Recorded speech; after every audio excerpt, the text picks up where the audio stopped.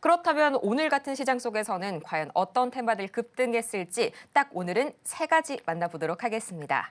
양자암호와 AI, 반도체, 정말 오늘 시작은요, 이 세 가지를 제외하고는 설명하기가 정말 어려운 시장입니다.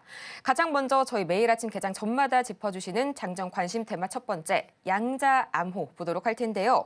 오픈 AI 이샘 올트먼이 그야말로 한국에서 광폭 행보를 이어가고 있습니다. 이 때문에 AI 반도체 강한 힘 받아가고 있지만요. 양자암호 역시 오늘 절대 무시를 할 수가 없습니다. 전문가님, 빌 게이츠가 3년에서 5년 내에 이 양자 컴퓨터 상용화를 좀 전망을 하면서 밤사이 뉴욕 증시에서도 움직임이 좀 나왔어요. 네, 그렇습니다. 이제 양자라는 것이 여러분 일상생활에 굉장히 좀 밀접하게 관계가 되는데요. 잘 아시겠지만 반도체의 크기가 굉장히 작아지면 작아지잖아요. 요즘 뭐 나노 얘기하잖아요. 근데 나노로 들어오게 되는 순간부터 양자학적인 기술이 들어갈 수밖에 없거든요. 네.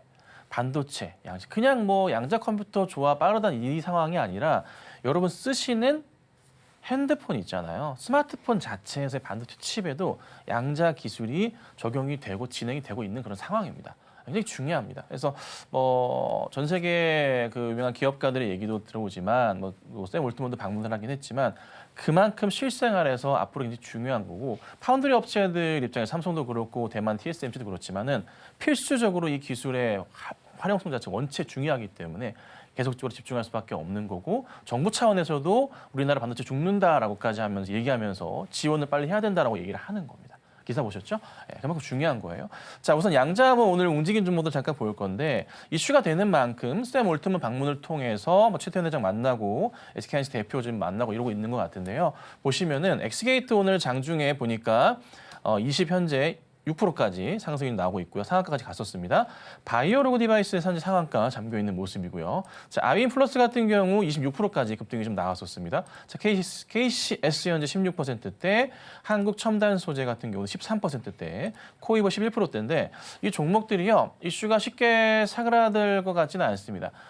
조금은 그간의 차트를 보시면은 뭐 코이버 같은 경우도 보시면은 이슈 한번 바람 불었다가 조정 받고서 다시 한번 상승 시도를 하는 듯한 그런 모습들이 많거든요.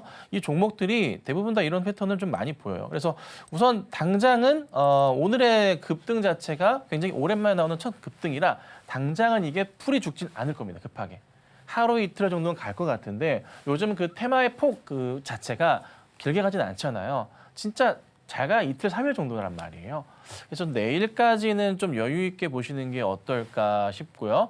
우선은 급하게 매도할 상황은 아닌 것 같다. 그래서 이쪽 관련한 양자 컴퓨터 관련해서는 조금 천천히 보자 말씀을 좀 드려볼게요. 자, 그다음에 AI 관련해서도 어쩔 수 없죠. 샘 올트먼 방문했잖아요. AI 이슈 역시나 섞여 있습니다. 같이 보는 거예요, 여러분. 자, BQ AI 같은 경우는 제일 많이 올랐어요. 오늘 상한까지 갔다가 14%대입니다.